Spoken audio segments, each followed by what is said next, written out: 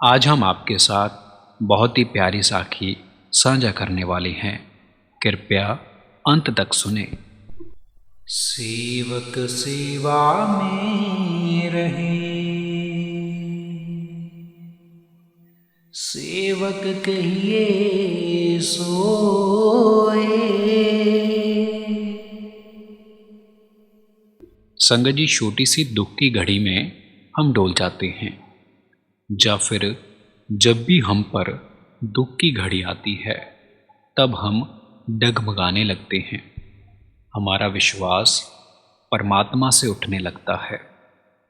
हम चिंता में पड़ जाते हैं और हम सोचों में पड़ जाते हैं कि अब क्या होगा।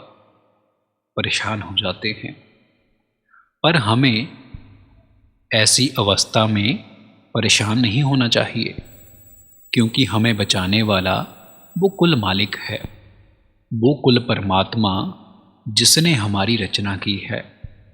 वो हमारी देखभाल हर ढंग से करते हैं।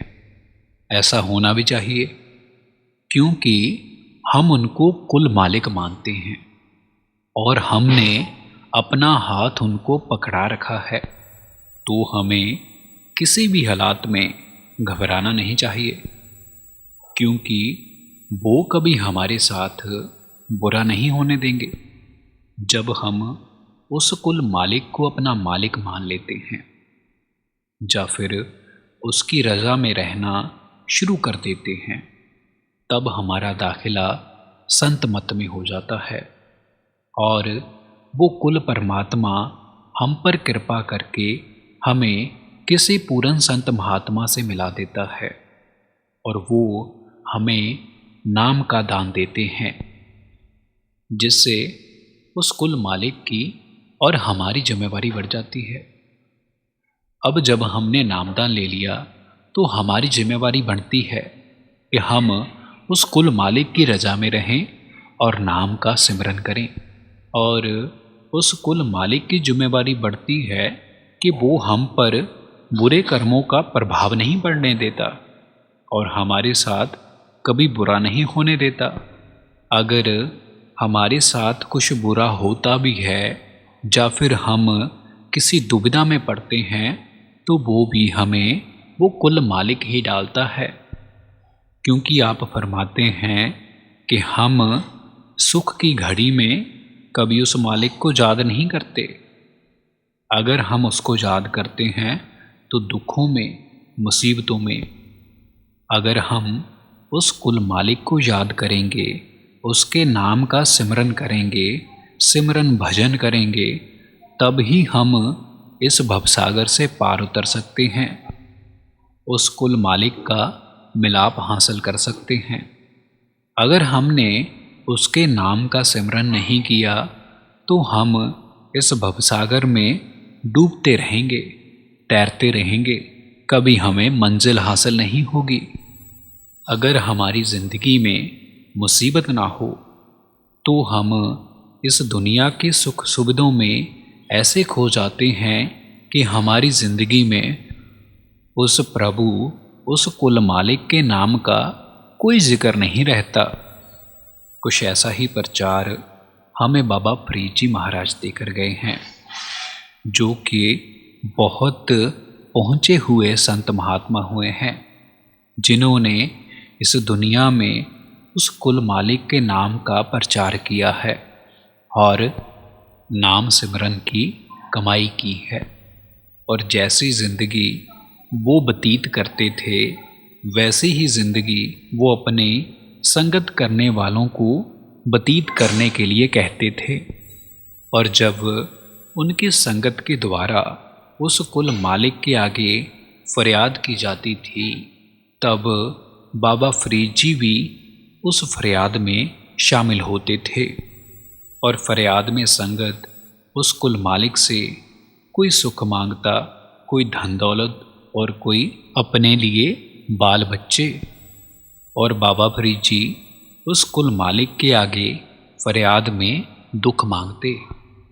जब संगत को ये बात पता लगी तो वो बाबा फरीद जी से सवाल करने लगे कि बाबा जी, आप उस कुल मालिक के आगे दुख क्यों मांग रहे हो?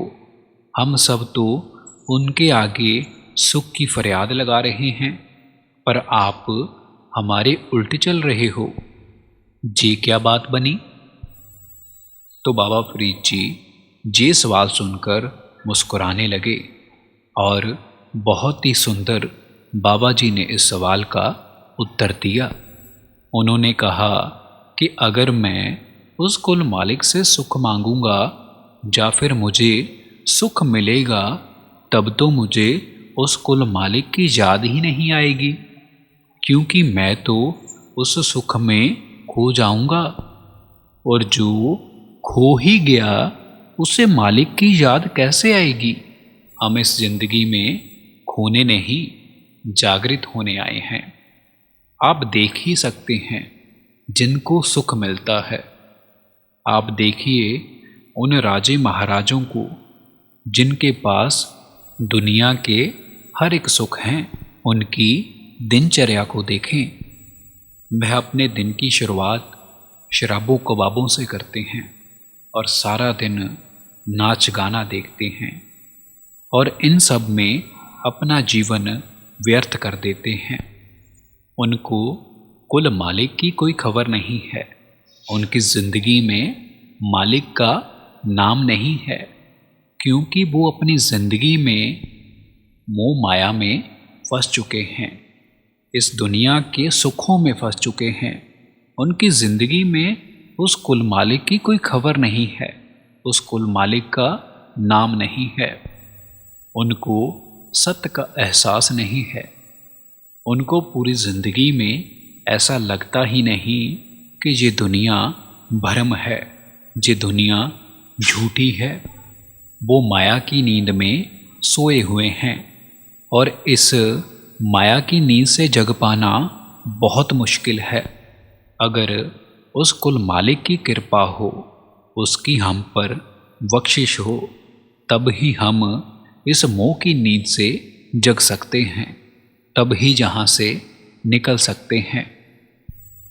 और हम दूसरी तरफ देखें कि जिनको दुख मिलता है वो हर वक्त उस कुल मालिक को याद करते हैं, अपना पल पल उसकी याद में बिताते हैं। एक तरह से वो अपनी ज़िंदगी को उस कुल मालिक से जोड़ लेते हैं। अब हम जहाँ पर देखें कि उनका उस कुल मालिक से जुड़ने का कारण दुख था, दुख के कारण ही उस कुल मालिक की याद आ रही है। ऐसे ही अगर हमारी ज़िंदगी में दुख होगा तो हम उस कुल मालिक से जुड़े रहेंगे और सत्य का हमें एहसास होता रहेगा। हमें पता होगा कि ये दुनिया झूठी है, ये भ्रम है, और हमें पता होगा कि वो कुल परमात्मा हमारा कुल मालिक है, जिसके साथ हमने मिलाप करना है। हमें पता होगा कि ये सब उसकी एक छोटी सी रचना है और वो कुल मालिक इस सब को चला रहा है।